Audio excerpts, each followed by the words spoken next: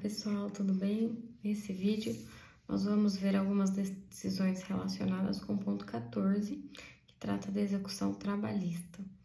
Então, já começando, temos uma decisão da SBDI 2 de setembro de 2021 sobre se é ilegal penhorar dinheiro público em razão da omissão da administração pública em informar ao juízo sobre a existência de crédito em favor do executado.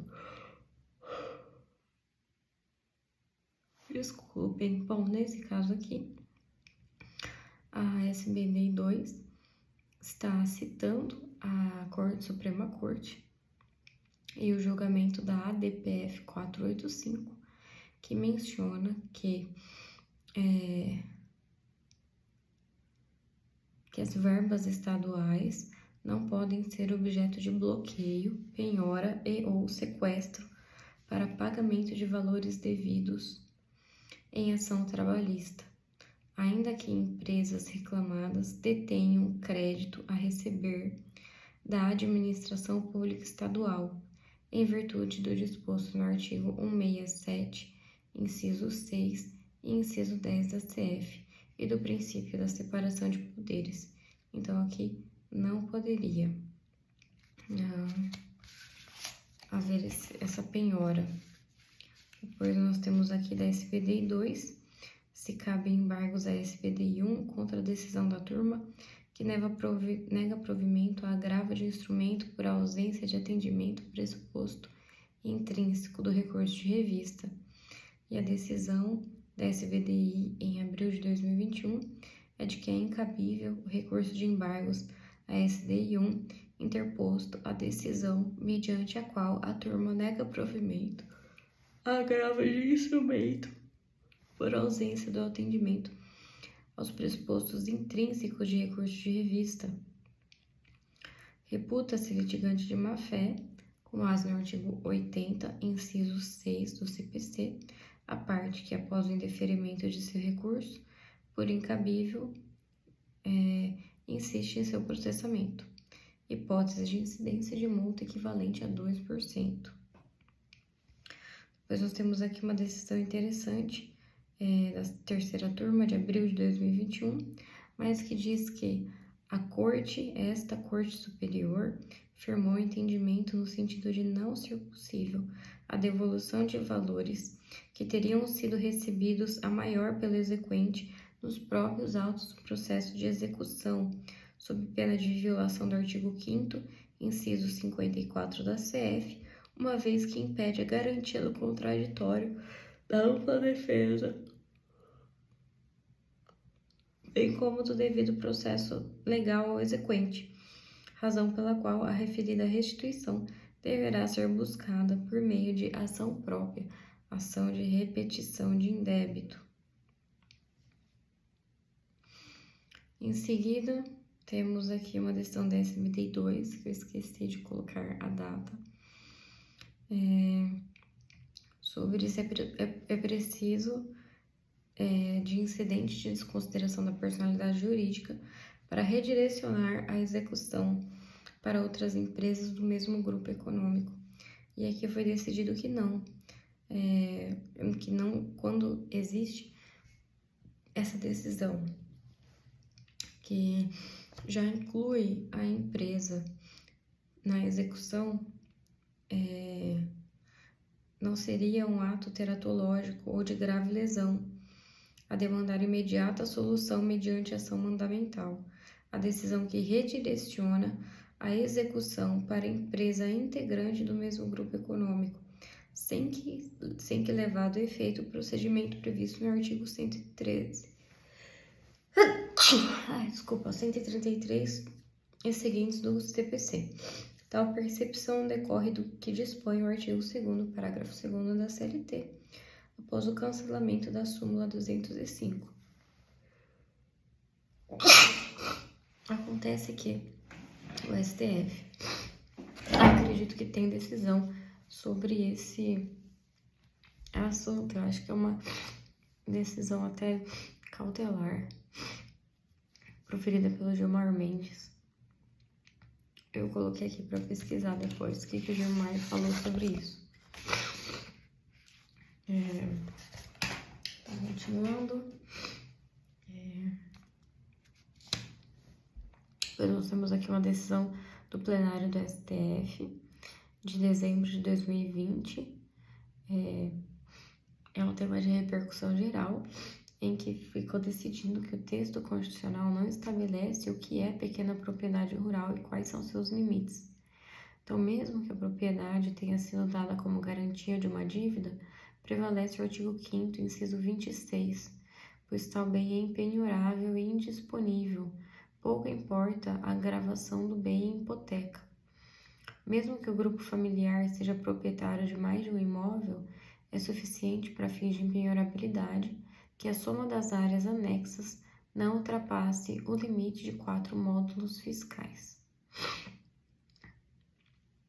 Em seguida, nós temos uma decisão da SBDI 2, que afirma que não se aplica ao processo do trabalho o artigo 516, parágrafo único do CPC, que se refere à escolha do juízo para execução, que poderia ser aqueles em que se encontrem os bens. Então, não se aplica esse artigo, porque nós temos o artigo próprio. Temos o artigo 877, que dispõe que a execução das decisões compete ao juiz ou ao presidente do tribunal que tiver conciliado ou julgado originariamente o dissídio. Em seguida, temos aqui de sono. Temos de novembro de 2020, da SBDI 2, sobre se é possível penhorar salário. E sim, a SBDI 2 mencionou aqui o artigo 529, parágrafo 3º, artigo 833, parágrafo 2º, do CPC de 15.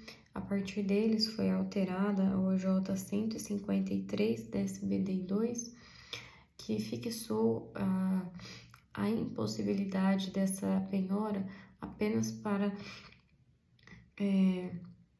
os processos vigentes na época do CPC de 13, ou de 73, porque no CPC de 15 é possível. Então, houve essa limitação da limitação da vigência, da limitação da aplicação da... Como que é? Deixa eu ler aqui, ó. Alterou a redação da OJ 153 de modo a adequá-la, limitando a sua aplicação aos atos praticados na vigência do CPC de 73. Então, é isso. E aqui,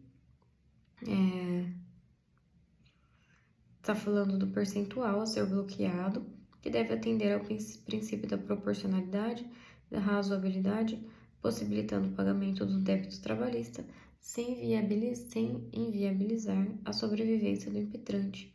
Diante disso, com base na liberdade na apreciação da prova e das circunstâncias que envolvem a questão posta em juízo, a que lhe deu parcial provimento ao recurso, para fixar o valor do bloqueio em 20%.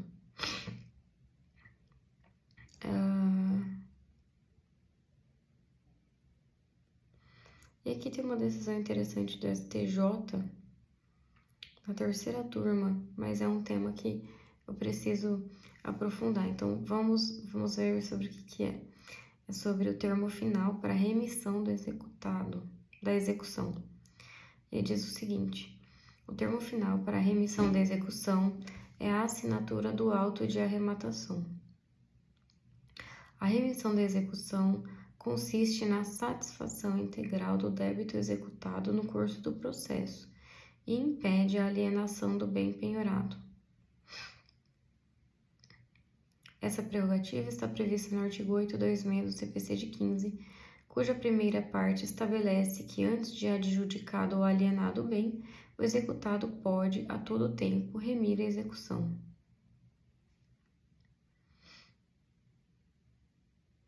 E aqui, embora o dispositivo legal faz referência à alienação, não se pode olvidar que a arrematação se trata de um ato complexo, nos termos do artigo 903 do CPC, só se considera perfeita e acabada no momento da assinatura do auto de arrematação pelo juiz, pelo arrematante e pelo leiloeiro. Nessa linha de pensamento, a doutrina pondera que mesmo depois de encerrado o pregão, mas enquanto não se firma o auto de arrematação ou não se publica a sentença de adjudicação, ainda é possível ao devedor remir a execução. Logo, a arrematação do imóvel não impede o devedor de remir a execução, caso o auto de arrematação ainda esteja pendente de assinatura. E aqui outra questão também do STJ: se várias execuções estiverem em curso, é facultado ao devedor escolher qual execução irá remir? Bom, ainda para a remissão da execução, o executado deve depositar a totalidade da dívida, acrescida de juros, custos e honorários. Com efeito, o artigo 826 do CPC exige para a remissão da execução que o executado pague o consigne essa importância. E se mais de uma execução estiver em trâmite em face do executado, caso assim o deseje, ele poderá remir aquela que melhor lhe aprouver. É lícito ao executado escolher a dívida que pretende pagar. Então, ele escolhe, aqui de acordo com a STJ, terceira turma. Aqui sobre a apreensão de passaporte, a SBDI 2 entendeu que, vamos ver, os ministros consideraram a medida desproporcional e sem afinidade com a obrigação de pagamento do crédito. Contra a medida, o Executivo impetrou o mandado de segurança com pedido liminar, com o argumento de que necessitava da CNH para manter seu emprego, pois tinha de visitar obras em várias cidades do estado. Aqui está falando da CNH. Segundo ele, sem o documento poderia ficar desempregado. Então, essa parte aqui, a medida é desproporcional. Segunda parte aqui. Embora a questão que eu li falava dos requisitos para suspender a apreensão da CNH e do passaporte, esse caso específico está falando sobre a CNH, e aqui a pessoa precisava para manter seu emprego, porque ele estava relacionado a visitar obras em várias cidades do estado. Sem o documento, poderia ficar desempregado. Bom, continuando. A relatora do recurso da empregada observou que, embora a execução seja feita no interesse da credora, a medida exige cautela, pois implica restrição do direito fundamental de ir e vir. E aqui tem uma nota que a SBDI 2 já manteve a suspensão de documento em razão do sócio da empresa ter dito que não possuía carro e que nem precisava da CNH para trabalhar. Então, os ministros entenderam que a suspensão do documento, naquele caso, não é abusiva, porque não fere o direito líquido e certo, nem restringe seu direito de ir e vir. Continuando.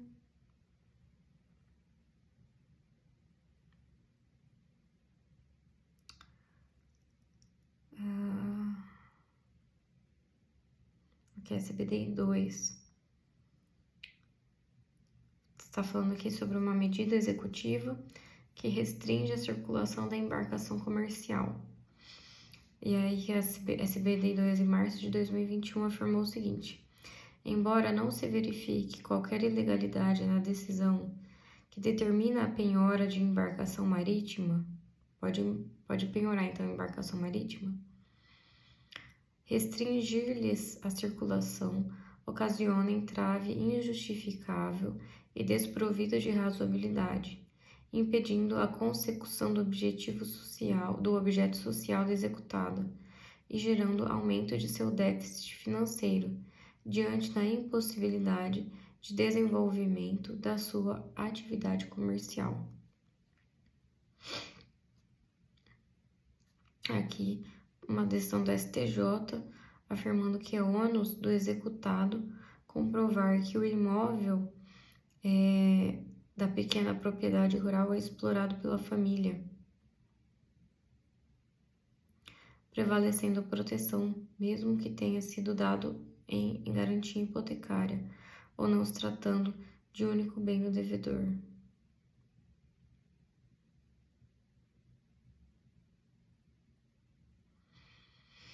Ano do executado comprovar. Muito bem. Continuando, nós temos aqui da SVD 2, também sobre aqui a apreensão de CNH. E aqui tá interessante mencionar essa decisão que fala sobre o habeas corpus não ser a via adequada para discutir a legalidade ou a justiça da decisão que determinou a retenção da CNH. O habeas corpus é instrumento para resguardo do direito físico de locomoção e ele verificar. Então, ele não é via adequada. E aqui, continuando, o bloqueio da CNH não afeta direta e irremediavelmente a sua liberdade de locomoção. Então, por outro lado, a retenção do passaporte, em tese e potencialmente, ameaça e limita diretamente o direito de ir e vir do paciente, estando ele impedido de se locomover livremente para a localidade onde é obrigatória a apresentação do passaporte para ingresso, ficando a sua mobilidade restrita ao território nacional. Por outro lado, a retenção do passaporte ameaça o direito de ir e vir, estando ele impedido de se locomover, onde é necessário apresentar o passaporte. E aqui continua. A aplicação dessas medidas executivas atípicas não é irrestrita e absoluta. Se o executado não possui bens para saldar a execução, a utilização dessas medidas atípicas contra ele passa a ter o caráter apenas punitivo e não alcança sua finalidade de satisfazer o crédito. As medidas executivas atípicas têm lugar quando o devedor possui patrimônio capaz de suportar a execução, mas injustificadamente se opõe ao pagamento da dívida, postergando a execução e frustrando a satisfação do crédito. A ordem executiva tem que ser realmente necessária para garantir o cumprimento da decisão judicial, devendo ser adequada, proporcional e razoável no caso concreto. E aqui conclui, então, no sentido de que não, no caso concreto não foi indicada a existência de provas ou indícios nos autos de que o devedor tem patrimônio para quitar a dívida, mas maliciosamente oculta e blinda os seus bens, impedindo a constrição ou ainda que o executado mantenha estilo de vida incompatível com o seu estado de insolvência e incapacidade econômica.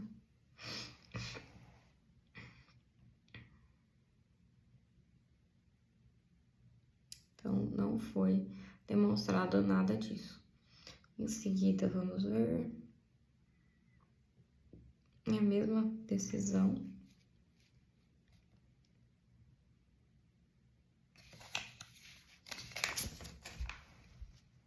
Agora a gente vai para a última ficha dessa parte, né? Vamos dividir esse vídeo sobre a execução em parte 1 e parte 2.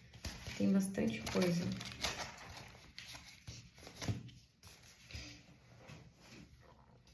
Parte 2.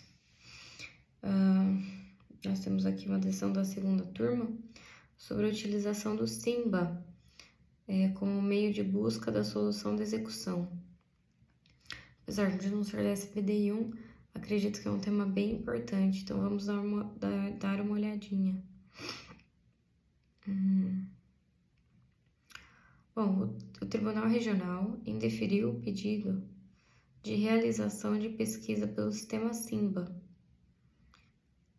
que é o Sistema de Investigação de Movimentação Bancária, ao fundamento de que o inadimplemento das verbas trabalhistas deferidas neste feito assim como a não localização de bens passíveis de penhora, não possuem o condão de caracterizar por si só o ilícito previsto pela Lei Complementar 105, que é que confere respaldo ao sistema. Mas esse fundamento não está de acordo com o entendimento do TST. E aqui está falando que a Lei Complementar 105, que alude à necessidade da existência de um indício da prática de ilícito pelo alvo da investigação, determinada por um juiz, que determina o levantamento do sigilo bancário, no caso do juiz do trabalho, vai se referir a ilícito em geral e não a ilícito criminal. Então, o ilícito trabalhista é suficientemente grave a ponto de autorizar o uso desse mecanismo, que apenas permite procurar a existência de patrimônio oculto do devedor trabalhista que se evade ao cumprimento das decisões transitadas em julgado. Essa decisão aqui é da segunda turma, mas está falando do entendimento da corte.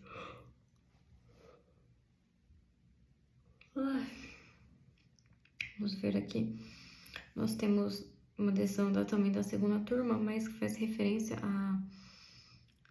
ao tema 137 de repercussão geral do STF, em que ficou decidido que é compatível com a CF a aplicação de prazo de 30 dias para embargos à execução da Fazenda Pública. Aqui também isso já foi decidido em ADC, que é constitucional. Agora nós temos aqui uma decisão da SBDI 2 sobre ser possível concluir a empenhorabilidade. É de se concluir que a empenhorabilidade prevista no inciso 4º do artigo 833 do CPC de 15 não pode ser oposta na execução para satisfação do crédito trabalhista típico, devendo ser observado apenas que o desconto em folha de pagamento estará limitado a 50% dos ganhos líquidos do devedor.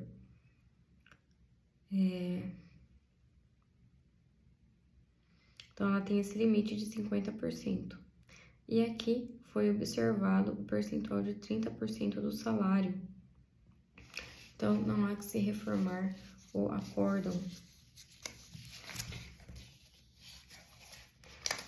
E, só para finalizar, vamos então repetir uma decisão lá do começo do vídeo, em que menciona a impossibilidade de cobrar os valores recebidos a maior pelo reclamante na própria execução, que a ação de repetição de indébito é o procedimento próprio para isso. E então essa é a parte 1, e na parte 2 tem mais, tem a mesma quantidade de fichas. É um tema que é bem explorado no âmbito do TST. E espero que também seja, né, na nossa prova. Então, que nós não sejamos pegos de surpresa. Até o próximo vídeo.